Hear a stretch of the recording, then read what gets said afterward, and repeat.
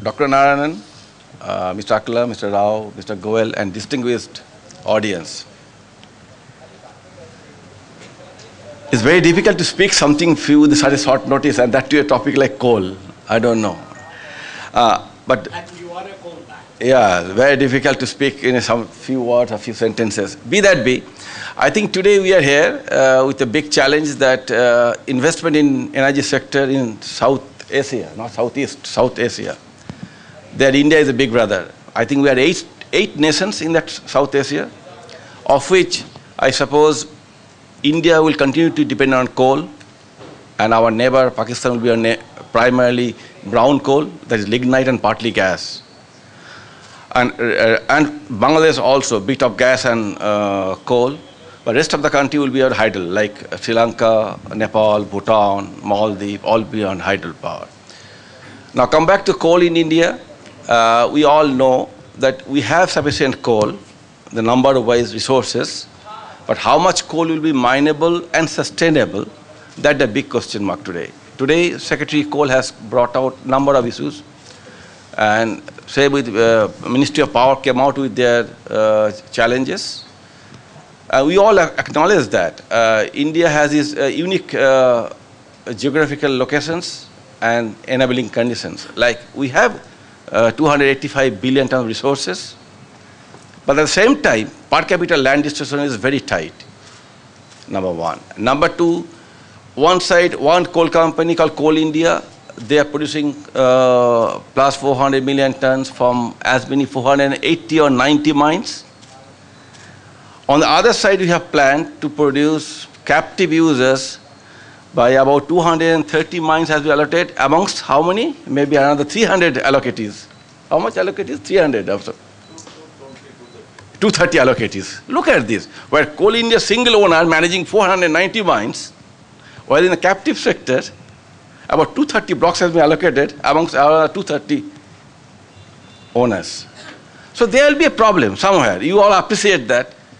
Mining, any industry, it's not a cakewalk. So 230 were operating, and that too there are a couple of captive mines which have been allocated amongst 4, 5, 6 partners. So these are the challenges. Now, added to that, what Secretary Coal has pointed out, that today, once you want to increase the production, a lot of enabling conditions, like technology, the land, CSR, the basic thing which you all missed is that, where is the skilled manpower? Opening so many mines, you need a technical manpower to start that. Do we have that manpower to start?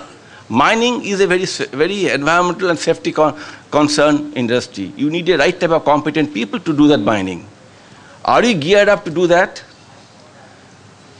Second is that if you put all the enabling concerns up one after one, then maybe we have to come out to a condition that right now we are producing about India 530 odd in the country whole productions, whereas the demand as per Vision 25 will be touching more than billion tons.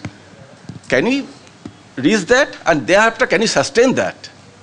So if you see that, they maybe ultimately will come to a conclusion that, well, this 533 what we have achieved, or maybe another few delta, 2 delta or 3 delta, maybe coming to 600, 650, and what is sustainable? Both from environment point of view, availability of skilled manpower point of view, like that. Thereafter, the option becomes, we have to look for outside sources. Globally, there are 3 countries, if you find, they're strictly depending on the imported coal: Japan, Taiwan, and Korea. They have been importing coal, running the utilities from years, last so many decades, you all know, with a very proven, steady model, business model. Are we prepared to accept that model? Do we have that infrastructure to handle that model?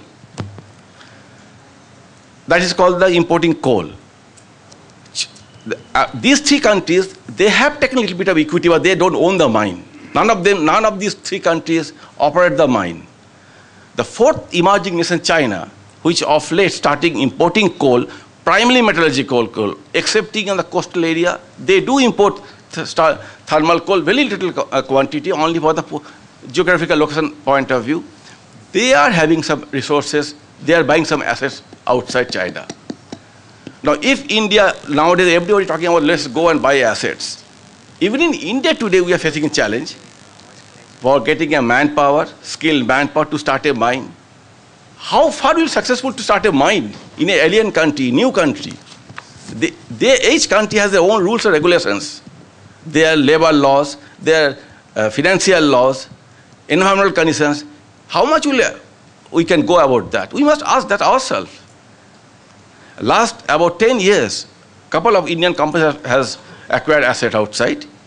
Only very few could start mining in a decent, very modest way. So whatever number we do the crunching, we must ask ourselves. I may take my look, don't take from Indonesia a lot of coal are coming, those are not mining. They are simply digging the coal and bringing the coal. Those are not sustainable mining. If you want to start a good mine, sustainable for years to come, you got to have a good mining company who knows what mining is. So in India, there are very good mining companies. Now when they go, in India they are struggling. When they go overseas, they have to pick up those habits, those practices, only they will be successful. So that's why my concern is that whatever number crunching, whatever discussion we are doing, we have to prepare ourselves, considering those enabling conditions.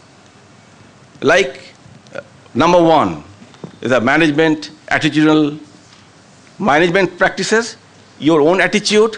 Number three is the skilled manpower.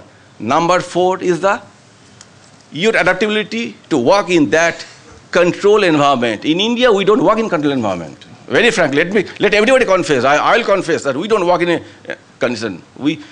Today you have seen everywhere the mining, Karnataka scam, that scam, everywhere mining is been pointed out by a lot of issues are coming up because we are not so strict. Go to Australia, go to Canada. You cannot work like that. You have to follow all the rules and regulations.